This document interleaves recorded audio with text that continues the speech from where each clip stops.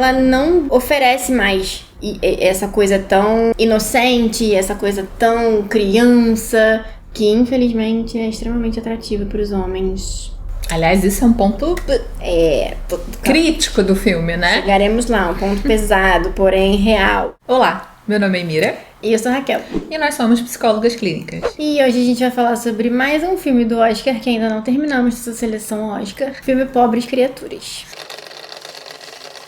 É um filme um tanto quanto bizarro, vamos dizer assim. E para além de ser bizarro, eu acho justamente porque ele é bizarro, ele ativa diferentes interpretações para as mesmas situações. Então eu e Raquel tivemos olhares diferentes para situações iguais do filme, né? Principalmente a relação do Duncan com a Bella, porque eu, por exemplo, tive uma leitura muito mais de reforço de estereótipos. Raquel, pelo contrário, tentou mostrar, percebeu que é muito mais ela, a Bella, a personagem da Bella, tentando romper estereótipos e de como o machismo tá ali presente de muitas formas. Então vamos começar a falar devagarzinho dessa história. Isso.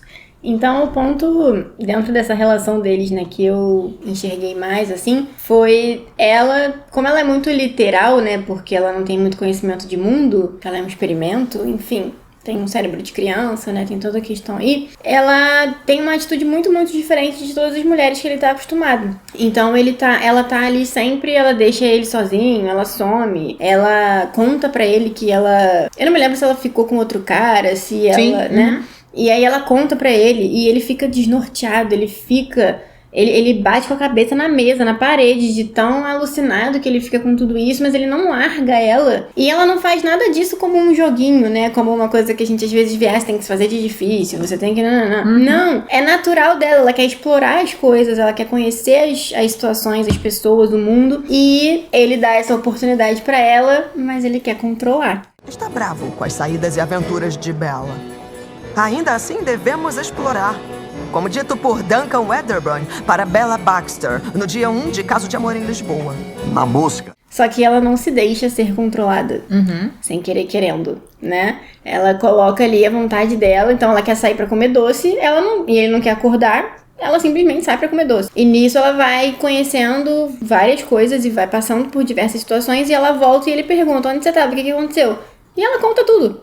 E é isso. Sabe? Então, vai meio que ela vai tentando quebrar esse estereótipo, mas ele, de fato, vai tentando perpetuar. Sim, um estereótipo muito comum de que homens só gostam de mulheres que tratam eles mal, né? Não é exatamente isso que ela faz, mas ele percebe como isso, né? Ela tá deixando ele de lado, ela não tá sendo grudenta, ela não tá sendo muito amorosa. Então isso é uma coisa muito comum, né? Que a gente ainda ouve. E depois, ao longo do filme, conforme ela vai conhecendo outras pessoas e ela vai tomando comportamentos diferentes, é aquela história de que, então, conforme ela vai ficando mais culta, conforme ela vai conhecendo mais o mundo, ela vai se afastando mais do sexo, né? O sexo como essa questão mais animalesca, né? Então como ela é um experimento, né? Como ela não é um ser humano. Ela é primitiva, né? Como ela é primitiva, essa é a palavra. Então essa coisa muito primitiva e o sexo é a nossa questão e quando nós somos primitivos a questão é o sexo. E também é um outro ponto que me incomoda. A gente falou, né, no filme sobre Oppenheimer, sobre a coisa de reduzir sempre ao sexo, e eu acho que Pobres Criaturas tem muito disso, né? Tudo é sexo, né? Então, assim, boa parte das curiosidades dela terminam em sexo. Aí você pode estar pensando assim, poxa, Mira, mas sim, na nossa sociedade a gente sexualiza demais. Ok, a gente sexualiza demais, mas será que quando a gente faz um filme como esse, a gente não tá reforçando esse estereótipo de que tudo é sexo? Sabe? De que a felicidade das pessoas é sexo, de que as grandes descobertas passam sempre pelo sexo. Será que não tem outras coisas que podem marcar, assim, poxa, essa diferenciação, ela ser um experimento, ela ter toda uma ingenuidade, toda pueril. Será que não teriam outras coisas a serem exploradas? Precisava ser tudo ali na base do sexo? Eu não sei, acho que é um questionamento válido pra gente, porque vem numa roupagem diferente, parece que não é uma ode ao sexo, mas né? A gente tá ali o tempo inteiro reforçando, tipo, é isso aqui a parte mais importante da humanidade. É isso aqui que vai determinar tudo. E, poxa, tem tantos outros comportamentos também importantes, né? Não que o sexo não tenha a sua importância, mas só ele é importante? Acho que é um pouco complicado a gente ficar sempre fazendo essa diminuição da complexidade dos comportamentos humanos, da felicidade do comportamento humano ao sexo, Sim. né? E talvez o comportamento dela, né, vai justamente pra esse lado de... Foi o que você começou falando, né, a Mira começou falando, de quando ela vai começando a ler, ela vai começando a conhecer os direitos das mulheres, ela começa a estudar, acho que é o socialismo, né, que ela começa a ir nos grupos socialistas, não sei o quê. Ela começa a mudar isso, então ela não oferece mais essa coisa tão inocente, essa coisa tão criança, que infelizmente é extremamente atrativa para os homens. Aliás, isso é um ponto crítico do filme, né? Chegaremos lá, um ponto pesado, porém real. Então, quando ela começa... E aí, no final do filme, a vida que ela leva, né? Que mostra que ela leva, é uma vida com pessoas que ela gosta muito, mas... E que ela já teve alguma relação em algum momento, né? Ela ia casar, não sei se casou, acho que não. A outra, ela já teve relações sexuais, mas se torna uma relação muito mais de agora moramos todos juntos porque nos gostamos, vamos conviver, mas não tem mais essa pegada de nossa, vamos viver numa orgia incrível, maravilhosa. É cada um lendo seu livro, cada um fazendo aquilo que gosta, então já dá uma ideia muito mais de que é isso, né? O sexo deixa de ser o cerne de tudo, pra ser outras coisas, pra ela explorar outras questões. Sim. E aí, né, assim, esse ponto que a gente tava falando agora há pouco da ingenuidade, do pueril, a Bella se comporta como uma criança, né? Claro que aquele tipo de experimento não faz o menor sentido, né, gente? Na vida real, você não pega um cérebro de um bebê, coloca no cérebro de um adulto e pronto, vai se transformar, vai viver uma infância com corpo de adulto. O sistema nervoso, ele é muito mais complexo do que aquilo que ele faz ali, né? Mas enfim, tirando o aspecto lúdico do filme, tem uma característica importante que é a inocência, o aspecto muito infantilizado da Bella, porque o personagem do Mark Ruffalo, ele não conhece ela, né? Ele vê ali e é justamente isso, essa coisa encantadora dela que chama a atenção dele, que era essa coisa muito boba, né? Da menina, da Lolita, né? E aí é um ponto super importante pra gente parar pra pensar também sobre o filme. Como que a gente tem toda uma questão aí também hoje em dia, por exemplo, TikTok, né? Nós somos millennials, então assim, né? Nós atendemos adolescentes, atendemos crianças e a gente tem questões relacionadas a esses vídeos com pouca roupa, dançando na internet. E assim, tudo bem, dançar na internet não tem problema nenhum. O problema é o que acontece com esse conteúdo, pra onde vai esse conteúdo, quem consome esse conteúdo. Sim. Não é só o adolescentezinho da mesma idade que a menina tá querendo conquistar, que a menina gosta. Infelizmente. Então a gente tem que tomar cuidado sim com isso, porque existe um mundo aí que a gente não fica sabendo, que não é muito falado, infelizmente, mas que existe e que a gente tem sim que tomar cuidado e proteger, sim. Né? Nossas crianças, adolescentes, nossas jovens. E como a gente vê, né? Se você entrar na internet, se você ler relatos, se você conversar com cada mulher que você conhecer, você vai ver como que ao longo da vida, quanto mais velhas nós ficamos, menos nós somos assediadas. Sim. Ainda somos, mas somos menos. Por quê? Porque até os caras mais velhos, eles se interessam mais pelas novinhas, pelas jovenzinhas, pelas adolescentes. Da nossa época tinha aquele seriado, né, que foi sucesso na Globo, que foi a Presença de Anitta, que é bem a retratação disso, né? Era o personagem do José Maier, que já era um homem adulto, já de meia idade, e a Anitta, que era Mel Lisboa, uma ninfeta, né? Então, essa questão dos homens mais velhos se atraírem por características da infância, da adolescência feminina, é ainda algo muito perigoso na nossa sociedade e que ainda se repete demais, principalmente pelo que a Raquel falou, com essa disseminação de conteúdo na internet. E aí vem de novo, claramente vocês perceberam que eu não gostei do filme, óbvio, né? Porque quando eu gosto eu super elogio, mas vem aí uma outra crítica. Até que ponto o filme propõe alguma análise crítica disso, porque a meu ver não propõe.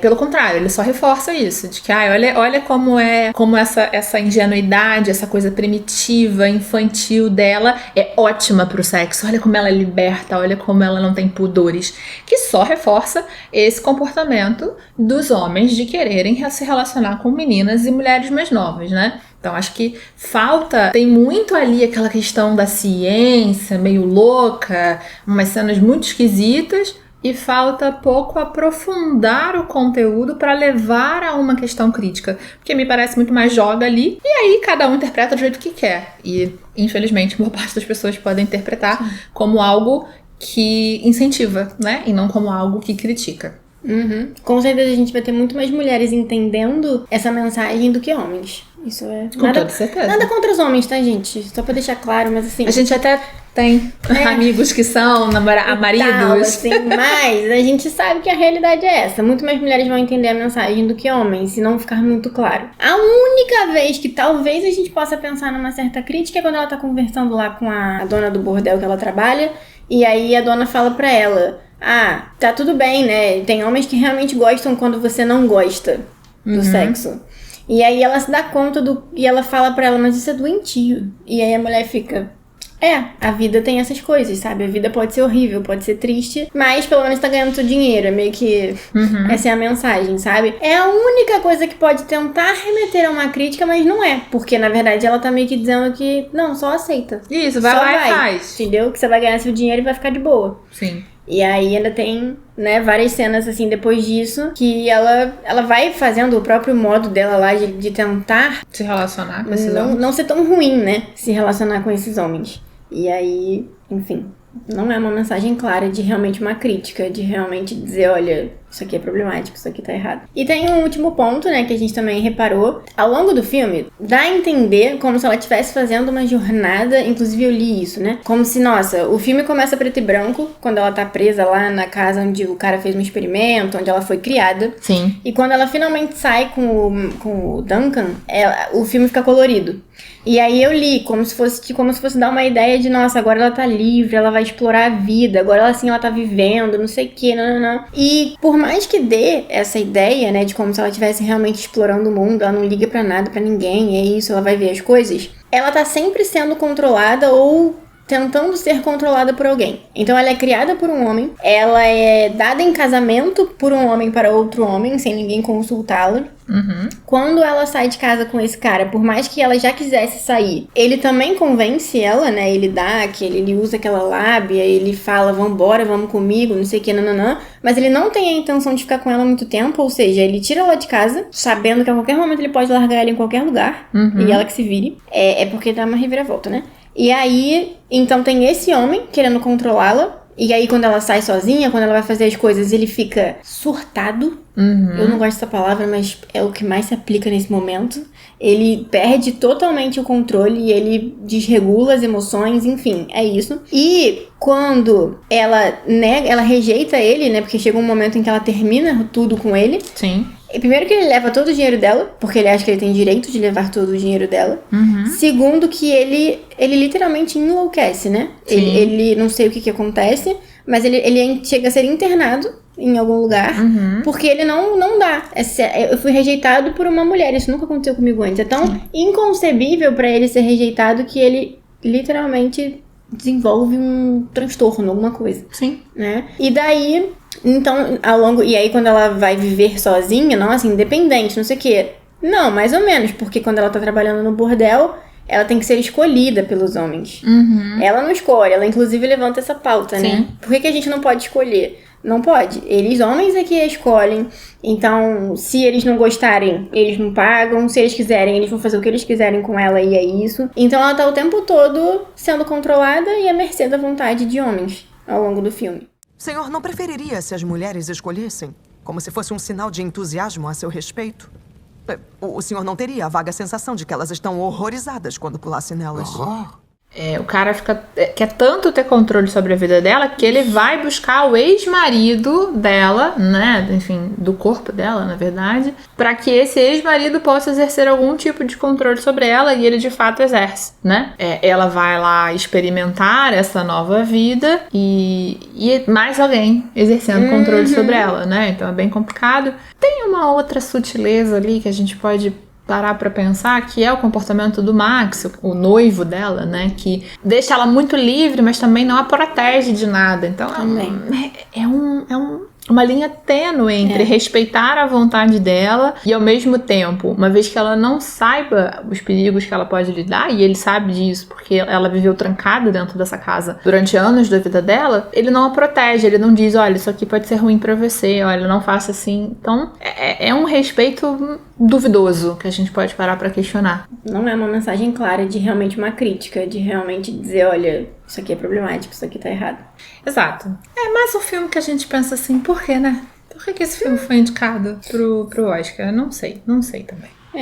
Não pegou a gente, não foi um filme que pegou. E pra você, pegou? Faz sentido? Você concorda com a gente? Teve a minha leitura, teve a leitura da Raquel quando viu pela primeira vez. O que você acha? Você gostou lá daqueles experimentos loucos, horrorosos? Gostei quando ela transforma o ex-marido dela em bode. Esse eu gostei, que ele merecia, gente. Se vocês verem o filme, vocês vão ver porque que ele merecia. Não é muito louco. Só essa transformação que eu gostei. As outras são muito perturbadoras. Então deixa aqui nos comentários a sua opinião. Não esquece de curtir o vídeo, compartilhar, se inscrever no canal, porque é importante pra gente, né? Isso você já deve saber, porque todo mundo pede, né? É isso. Até a próxima. Até!